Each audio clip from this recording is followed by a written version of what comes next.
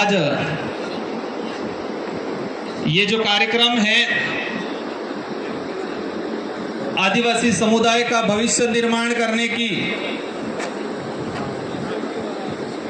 एक पहल जो आज आदिवासी महासमिति द्वारा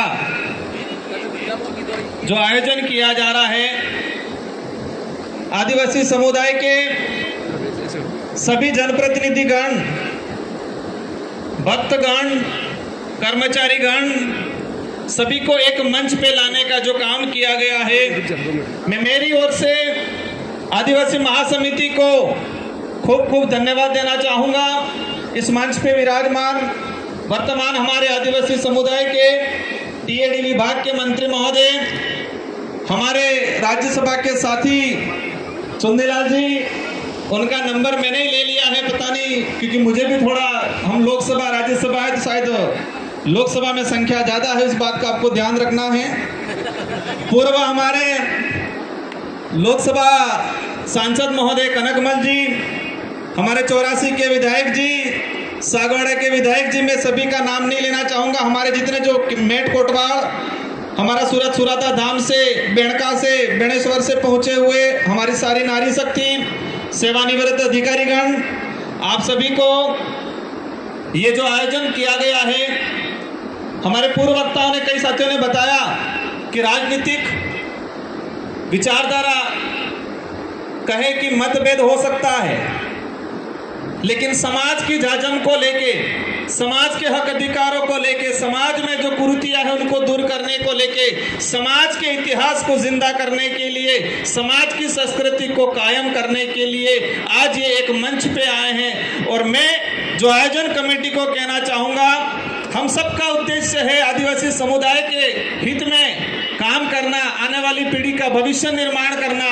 हो सकता है आज संख्या बल में कमी रही हो, लेकिन आयोजन कमेटी को कहना चाहूँगा, मनोबल नहीं तोड़े, आने वाले समय के अंदर यही बैंक का पूरा जाम हो जाएगा। इतना आज जो पहल की उसका परिणाम आएगा आने वाले समय के अंदर। और मैं उम्मीद करूंगा कि इसी तरह सारे राजनीतिक विचारों के जनप्रतिनिधि, पार्टियों के जनप्रतिनिधि यहाँ इसी मंच पे आने वाले समय में भी इस तरह से एक मंच पे बैठे, राजनीतिक लड़ाई हम बाहरी खुले मैदान में हम लोग लड़ लेंगे, लेकिन जब समाज की बात आती है तो एकजुट होना चाहिए। वक्त काफ़ी हो चुका है, मैं आयोजन कमेटी ने मुझे अध्यक्ष बनाया, लेकिन मैं पहले समय ले लिया, उसके लिए क्षमा चाहूँगा पूरे मंच के अतिथियों से। बातें बहुत सारी हैं, मैं 2-3 बातों पे आप सभी का ध्यान आकर्षण कराना चाहूँगा। पहली बात, ये मैंने पर्चा जो पढ़ा, इस पर्चे में लिखा हुआ है मोटी मोटी बात कि आदिवासी समुदाय के लिए सरकार से कुछ महत्वपूर्ण मांगों को पूरा कराना, प्रकाश डालना। दूसरा बिंदु है कि आदिवासी समुदाय के हक अधिकार, इतिहास, संस्कृति, आदिवासी समुदाय में कुरीतियां जो फैल रही हैं, डीजे वीजे, नशा मुक्ति, ये सारी चीजें, इन 2 बिंदुओं पे फोकस करके आज जो कार्यक्रम कराया गया है। तो मेरा पहला सुझाव है, और मैं उम्मीद करूंगा आप सभी जो पांडाल में विराजमान है और मंच पे बैठे हुए सारे अतिथि इस बात को मानेंगे। इतिहास से कॉन्फिडेंस आता है। एक स्कूल के अंदर 35 बच्चे बैठे हैं, टीचर खड़ा करके पूछता है किसी बच्चे को, खड़ा हो जा, क्या नाम है, फिर पूछेगा तेरे पिताजी क्या करते हैं। अगर किसी बच्चे का पिता टीचर होता है, ठेकेदार होता है, तो वो गर्व से कहता है मार बाप तो टीचर है, मास्टर है इनके, मार बाप तो नेता है, सरपंच इनके। और किसी बच्चे का बाप अगर बेचारा कुछ नहीं करता है, मजदूरी करता है, खेती करता है, तो उस बच्चा धीरे हो के कैसे नहीं करते हैं, वो कॉन्फिडेंस नहीं आता है, डरता है बेचारा कि मेरा बाप कुछ नहीं कर रहा है।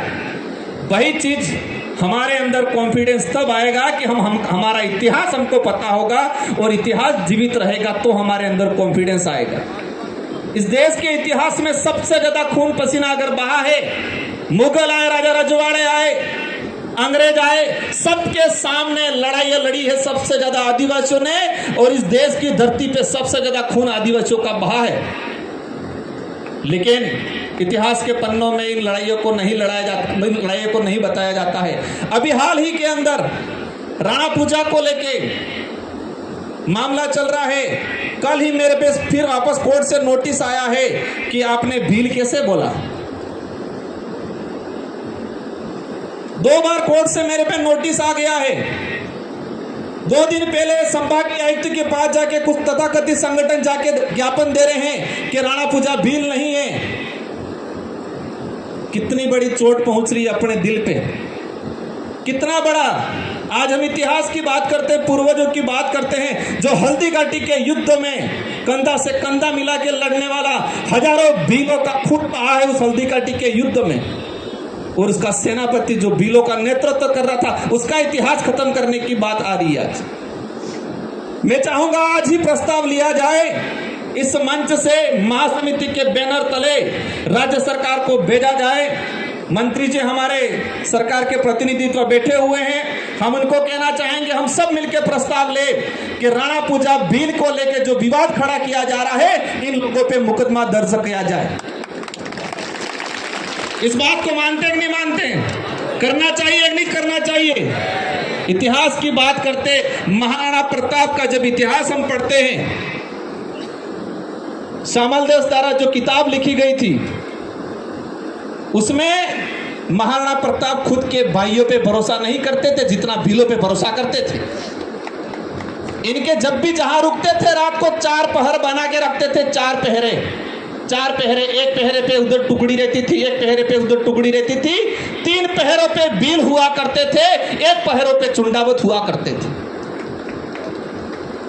कोई भी व्यक्ति खाना देता था राजा रजवाड़ा के समय, महाराणा प्रताप कोई भी दूसरा खाना लेके आता था, उसका टेस्ट कराते, चेक कराते थे, कोई जहर तो नहीं मिलाया। लेकिन भील सैनिक लेके आता था तो उसका खाने का टेस्ट नहीं कराते थे कि इसमें जहर मिला नहीं मिला है, आंख बिन करके खाना खाते थे।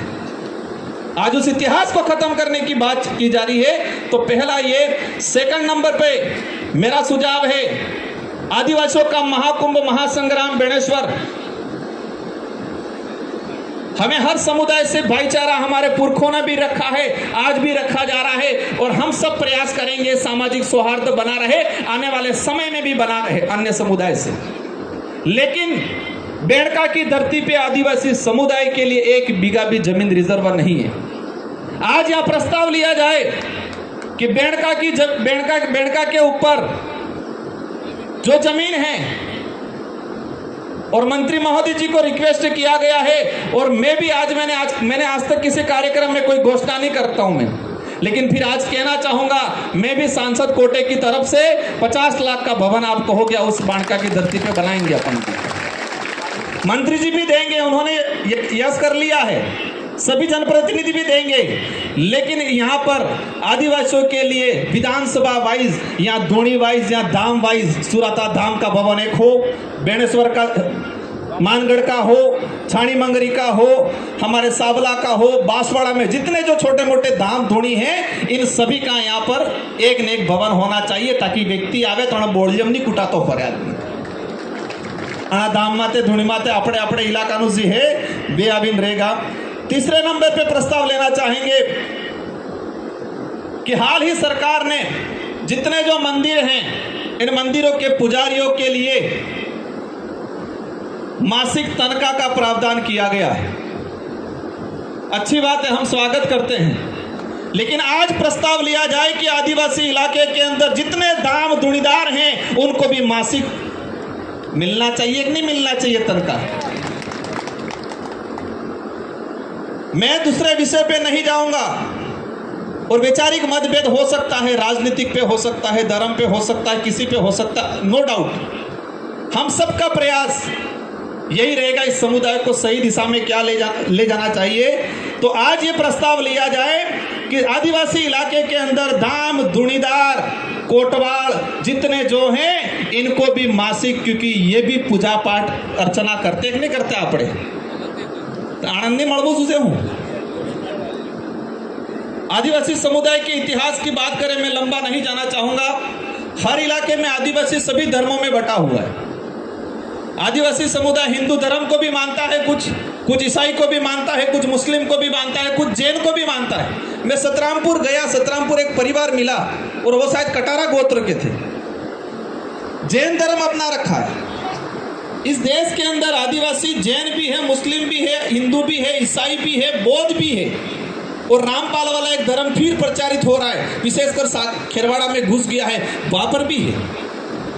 लेकिन हकीकत यह है कि आदिवासी आदि अनादि काल से सभी धर्मों के निर्माण से पहले अपनी खुद की धार्मिक व्यवस्था थी, यह मानना पड़ेगा हमको। आदिवासी धर्म परंपरा में, आदिवासी भक्ति परंपरा में, ये मेट कोटवाल बैठे हुए मेरे से उम्र में ज्यादा, भले पद पे आज बड़ा हूं मैं, लेकिन मैं जो समझा हूं, हमारी भक्ति परंपरा में दाम धुणी थानक नु महत्व है, न कि मंदिर में।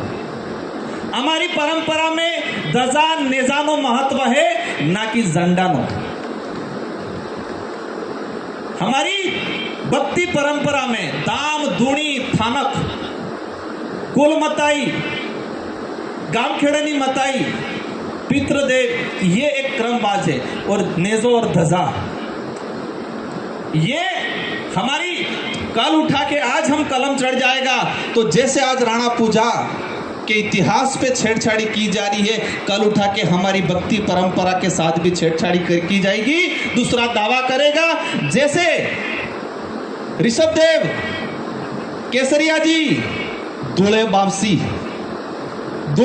था, काला बापसी था, आज कलम चढ़ी मटी क्यों मटी क्यों।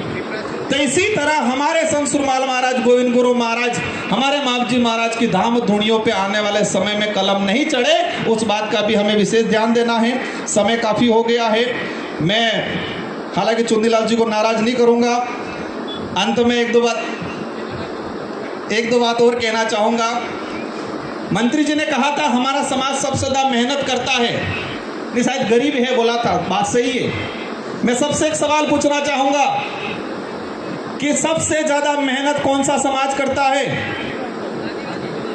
तो सबसे ज्यादा गरीब कौन है? अब मेहनत की बात आती है तो मेहनत कितने प्रकार की हो गई? शारीरिक मेहनत और मानसिक मेहनत। इसमें मैं कभी और बोलूंगा। गरीबी की बात आ गई, किस बात से गरीब?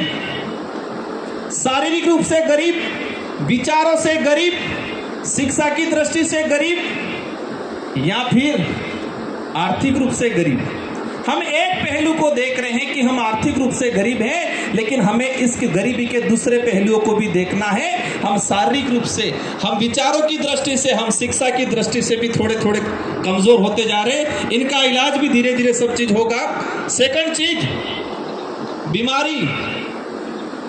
आदमी शरीर से बीमार होता है, बीमारी भी दो प्रकार की होती है, एक शारीरिक बीमारी और एक मानसिक बीमारी। डूंगरपुर, बांसवाड़ा, पूरे आदिवासी इलाके के अंदर शारीरिक बीमारी को ठीक करने वाले डॉक्टर ज्यादा हैं, मानसिक बीमारी को ठीक करने वाले डॉक्टर बहुत कम हैं। इसलिए कभी कभी हमको बिना डिग्री के भी बनना पड़ता, फर्जी डिग्री नहीं लाएंगे। हाँ, तो ये इन सारी चीजों को ध्यान में रखते हुए हमें आने वाले समय में, और मंत्री जी से एक अनुरोध करना चाहूंगा, सुप्रीम कोर्ट का जो जजमेंट आया है उस पे अपना छोटा मोटा मतभेद हो सकता है, लेकिन मेरा सुझाव है अभी जो जनगणना हो रही है उस जनगणना के अंदर सुप्रीम कोर्ट का जजमेंट था आरक्षण के अंदर कोटे में कोटा, हम मानेंगे कोई दिक्कत नहीं है, लेकिन राजस्थान सरकार की तरफ से एक अधिसूचना जारी हो जाए कि उदयपुर संभाग आदिवासी बाहुल्य क्षेत्र शेड्यूल एरिया के अंदर जो भील समुदाय है जिनके रिकॉर्ड में जिन्होंने मीणा कर दिया है वो एक साथ संशोधन हो जाए। इसके बाद अगर कोटे में कोटा भील, मीणा या गराशय के नाम से होता है तो हम स्वीकार करेंगे, लेकिन इससे पहले हम क्षेत्रीय आधार पे हम लोग, हमारी बात ये रहेगी। और आरक्षण को लेके, प्रशासनिक सेवा में आरक्षण की लड़ाई को लेके हम लोग तैयार रहेंगे, लेकिन ये जनगणना हो रही है, उस जनगणना के अंदर हमारे आदिवासी समुदाय के जो भील समुदाय जिनका मीणा हो गया है वो संशोधन किया जाए। इसके बाद हम एग्री हो जाएंगे, एक राज्य सरकार की तरफ से अधिसूचना जारी करा दी जाए। इन्हीं शब्दों के साथ शराबबंदी को लेके, पैसा एक्टों को लेके, 5वीं अनुसूची को लेके काफी चीजें हैं, हमारे काफी वक्ता बाद में बोलेंगे। और मेरे पंडाल में विराजमान सारे अतिथियों, सारे जो हम, आप भी अतिथि हो, मंच पे बैठे वही अतिथि, ऐसा नहीं है, आप भी अतिथि हो, हमारे में अतिथि हो, आपके अतिथि हम हैं, हमारे अतिथि आप हो। तो मेरा करबंद निवेदन है कि मेरी अभी 6 बजे ट्रेन है, आप सब घड़ी में देख सकते हो क्या टाइम हुआ है, तो मैं भी निकलूंगा, मंत्री जी भी निकलेंगे और बाकी हमारे राज्यसभा सांसद जी, सारे विधायक जी और ये महासमिति के और हमारे सुराता धाम और हमारी नारी शक्ति काफ़ी लोग बोलना बाकी हैं। सबका वक्तव्य सुनना है। हो सकता है कुछ विचारों से आप सहमत हो, कुछ से नहीं हो, लेकिन समाज की बात आती है, एक लाइन के लिए हम सबको एक रहना है। इन शब्दों के साथ आप सबको धन्यवाद। बोलिए संत सुरमाल महाराज की, बोलिए गोविंद गुरु महाराज की, बोलिए बेड़का धरती की। धन्यवाद।